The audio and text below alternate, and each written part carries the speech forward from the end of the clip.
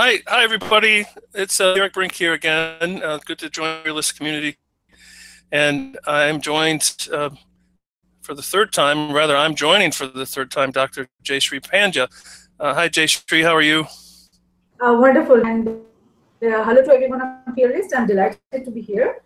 Let me take a moment to say a few words about what I feel about when I wrote the book. It's a great sense of humility and personal responsibility that I have embarked on this meaningful mission to address the rapidly changing fundamentals of the digital global age. I firmly believe that, like many before me, I too have to shoulder a sense of personal responsibility to help make sense of cyberspace and the global ecosystem. This is the digital global age age of apathy. I feel that across nations get concerned about the state of affairs or state of risk in the cyberspace and its ecosystem within the nation. It will certainly help bring about a positive security change. That is the global need. I sincerely hope that our discussion today integrated strategic risk dialogue across cyberspace, geospace, and space. That would be a remarkable achievement. Will be a bonus. So, Derek, I'm really glad that I'm here to talk about something that really means a lot to me. Thank you for that. I think it's great that I feel that a lot of people in cybersecurity do have this feeling of a higher calling, and I applaud you for the same point of view. Just remind everybody so they'll know the name of your book and you talked about what inspired you to write it, but it's been out for a couple of years now. So just remind everyone of the name and when it came out, and maybe we can start to talk about the line of what it talks about. Sure. The name is The Global Age NGIOA at Risk, where NGIOA stands for Nations, Government, Industries, Organizations, and Academia. I wrote this book in 2009. Publisher, I sent it to the publisher to be published, I believe, in 2009, and then it got published sometime, I think, 2010 or 11. I'm not sure exactly the date, but it's been a couple of years, like you said, and the purpose of the book, the main thesis, if you say, it's the call for NGIOA integration. That is what the book is addressing. That the nations, its government, every nation, within every nation or across every nation, the government, industries, organizations, and academia, they have to integrate for the challenges and the risks that we are facing in a digital global age. Because nations are each is made up of government, industries, organization, and academia, each having a separate role in existence of a nation. But each of these components, they are invariably linked together, having a sort of a mutualistic relationship, a mutualistic symbiotic relationship.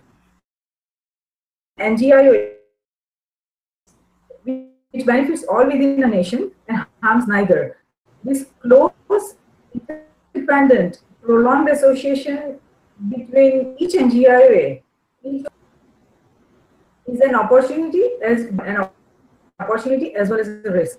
And this book addresses NGIOA risk. I haven't talked much about the opportunities in this book. I have addressed, mainly focused on the risk about this global age digitalization and lack of integration. So what I feel is that mutualism, coexistence of NGIOA in the cyberspace, geospace, and space is the supposedly ultimate mystery calling and a goal of a digital global age. That's what each nation is trying to do. That when we created cyberspace, or when we started, globalizing, the goal was that everyone will globalize, everyone will coexist together. That is the ultimate goal everyone is looking at. That every nation can work in harmony, work together for the greater good of the humanity, for the bigger. So I feel that. From not caring about the impact of any action to being caring and aware about the effect of every action will transform the nation towards necessary evolutionary changes across the governments, industries, organizations. While we all know that globalization is not an easy task, But if you are able to do that, then it is a wonderful state that we will achieve as a global community. Yeah, well, this is just my simple perspective on what you're saying, but it does seem to me that we're seeing signs that people in cybersecurity anyway appreciate the interconnectedness that we have. There's definitely a call to collaborate and share more information together, so we can better protect the whole instead of just everyone takes care of themselves kind of attitude that we've had in the past. And there even maybe is a little trend that's positive towards your message, which is that as people try to push risk around, right? I try to transfer my risk to someone else in my to a third party.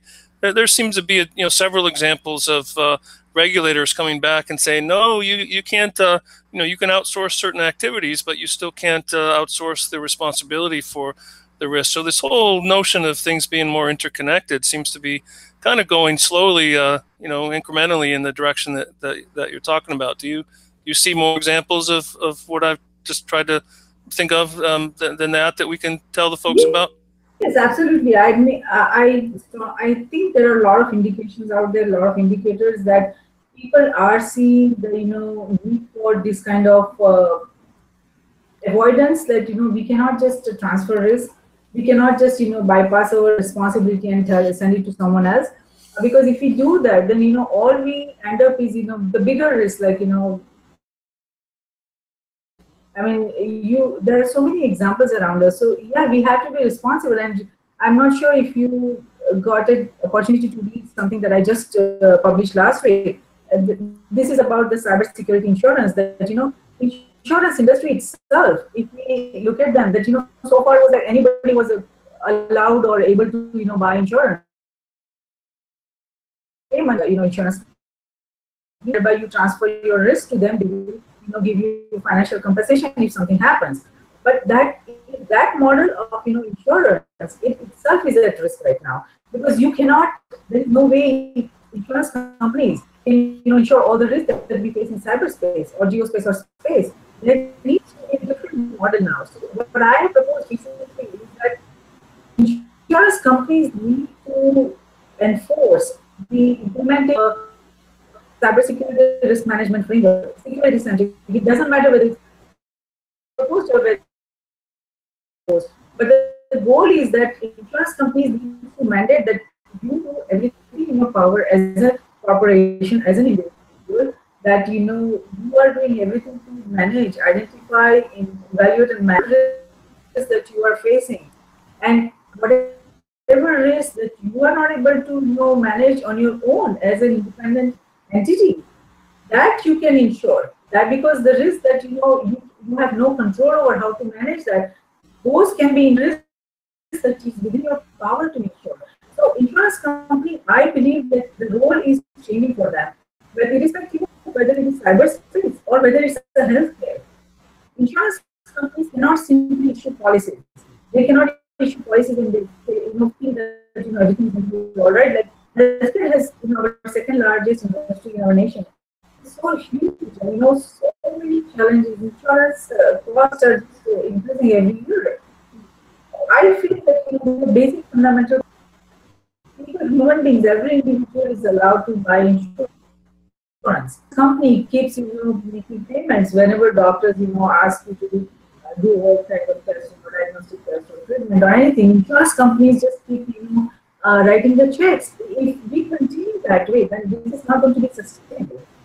But I feel if I had control over this, what I would do, insurance, what are you doing to keep yourself? What are you doing to manage preventive stuff, like taking vitamins, exercise, those kind of things? You need to have some, proper indicators that these are all the things that we do. In spite of that, if chronic diseases, acute, nobody has control over, but if chronic disease, people end up with cancer or diabetes or cardiovascular disease, then yeah, insurance has to pay. But without ensuring that individual personal accountability, I don't think think insurance industry this way can sustain or last longer. Same thing with cyberspace. Insurance just not issue policies. They have to make sure that corporations and individuals have power to ensure that they are managing the internal risk. Whatever they are not able to manage, yeah, we can ensure those risks. Well, my simple take on what I hear you saying is that you're expressing a sophisticated and mature vision for where we probably will all end up, and I also think that we currently don't have as an industry a lot of that maturity and sophistication. I think we're still in the starting to come out of the purely focused on the technology sort of approach to information technology and information security and cybersecurity. With that in mind, who do you think are the ideal people to read your book? Is it the network administrator at the shop down the street, or is it the NGOIA, the policymakers in those organizations? In the title of your book, who needs to read this message? I think every single individual, every single corporation, every single government, policymaker, industries, businesses, non-organization. This book is addressing not only the broader challenges of the global digitalization, because right now a lot of people are in kind of in between. They're not able to decide whether they lost. They're not able to decide or not. Their policies, structure, framework, everything that they need to put together is kind of in between. They don't know where they are going. They're just waiting. They're all globalization will fail, digitalization will fail. Then they will worry about it. So I feel that everyone needs to read this book because it's explaining the broader challenges of global institutions in our global strategy, and it is also addressing each individual industries, like from nanotechnology industry to healthcare industry to biotechnology to energy industry to environmental. They are facing as an industry, and what if they are transferring to other industries, or within their they are transiting to other sectors, how it is spreading. So it is a very good understanding of the country as well as the nation and the global. So I think everyone will benefit. I hope that everyone will expensive book, but that has nothing to. I had no control over the pricing of the book. So it's for individuals to buy that. It's a little expensive because it's $150 or something. So that is challenge that Jayshrees is very expensive. So for those people, I would say that go to your library. Most of the libraries has this book in digital format. So go and go through this book and understand where you stand and what kind of challenges you are facing. Because whatever initiative you will come along, you need to understand what kind of challenges or risks you are going to face in the coming years. Well, thank you. Just a little bit is read the book. What is step 2? What do you think people should do next or next year, or as they think about their plans for 2016 at the end of this year? What would you recommend as a sort of on this path that you're trying to describe? Next step is that people as like individual, we as or any single individual, I would say, who is informed, who is intelligent enough to understand the challenges, and if they have taken the first initiative to read the book, they would understand the bigger risk they are going to face in the coming years. So the second step I would say is that they need to get involved. Like I said, in the book and suggesting that this is no time to be apathetic to the risk or challenges surrounding us. So if we say that there is a broader, bigger issue out there, and that is not acceptable, we have to do something about it, then get involved. Get involved in your nation's affairs, nation's security, because security is a government affair. Security is an NGO affair. Everyone has to get involved. And the cyberspace is a perfect example that if we think that, okay, government will be able to provide security to us, then I think, we are really disappointed, because it is just not possible for government to provide security in cyberspace to everyone. So we all have to get involved. So get involved, and then build understand. And when we are born, our parents tell us that when you're crossing the road, on the left, look on the right, and then so similarly, develop an attitude and approach of a risk conscious, the nature, so that you make it, so that it is in part of your behavior, that you always, look for risk and you need to be aware of, because when you start doing that, society, it will really, really help, in managing the bigger risks that we are facing. And then as a nation, the decision makers especially, they need to take a firm step in fundamentally understanding and deciding whether they should globalize or not globalize, whether or not digitalize. Because I feel that the problem right now as the nation's decision makers are facing, because while there is, at this point, if you see, there is no single nation which has embraced digital global age. They have not prepared for that. They are not prepared for digitalization or globalization. So I feel that those decision makers, they have a bigger responsibility on their shoulders, because whatever decisions they take, whether to be a localized economy or globalized economy, they will have to work to their constituent organizations, academia, so that they can succeed. If they are not taking, then all the industries within the nation, the individuals or entrepreneurs, they are it's a great disadvantage to them, because they would not know.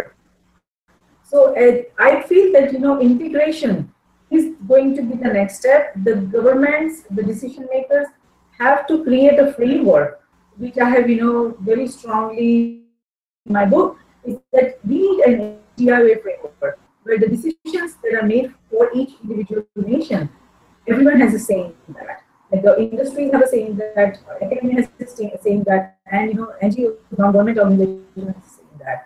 I mean, we cannot use in that, but there can be some sort of representation.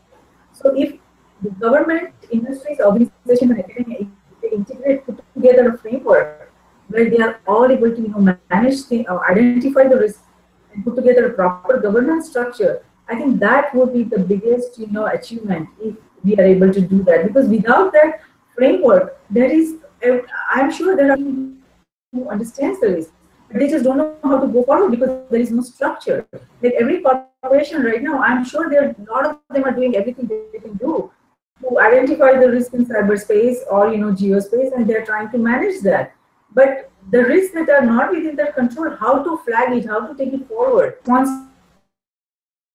that structure, provide that structure. If you provide a structure where industries can manage risk, where the government can manage risk, where academia can manage risk, and where the risk that active responsibility.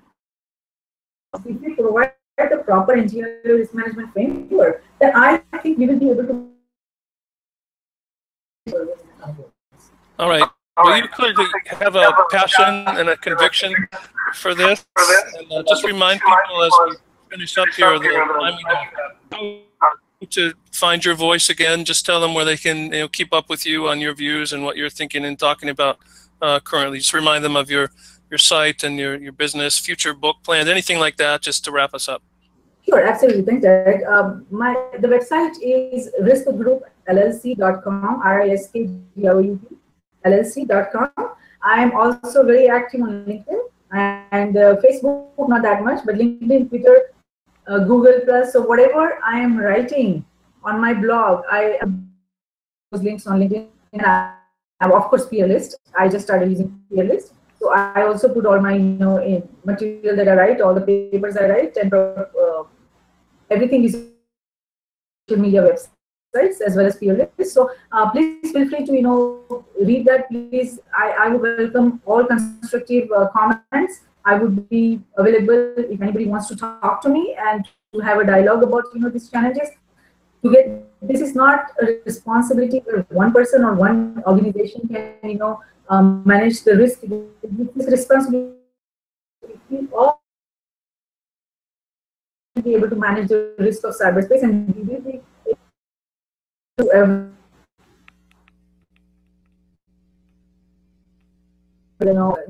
nations and our planet. It's basically both of use, and I hope that you'll develop a risk conscious culture in society, and we are able to provide security. And we all know that security and peace go hand in hand. So if we are able to manage this framework, and we are able to provide this framework to nations, we'll be able to achieve security, and by achieving security, we will be able to achieve peace. That is the whole vision that I am on. That by having an effective risk management structure, we will security, and by providing security, we will be able to achieve global peace. So I hope we are able to achieve global peace. Well, thank you for sharing that. It's a big vision, and just the first step in any journey is to make people aware. So you've certainly done that here. Thank you for your time, for letting us have this conversation in the open as we are. And Jayshree, thank you so much. Thanks. It was a pleasure to be here. Thank you, Fearless community. And I hope my vision makes some sense, and we are able to achieve global peace together. Thank you.